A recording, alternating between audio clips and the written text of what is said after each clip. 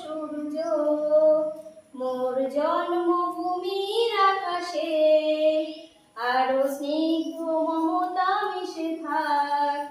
আমার দেশের বাতাসে আরো উজ্জ্বল হোক সূর্য, আরো মধুমতি হোক গঙ্গা, আরো উন্নত হোক হিমালয়, আরো সবুজ হোক না শস্য, যেন মায়ের স্নেহের সঞ্চয়।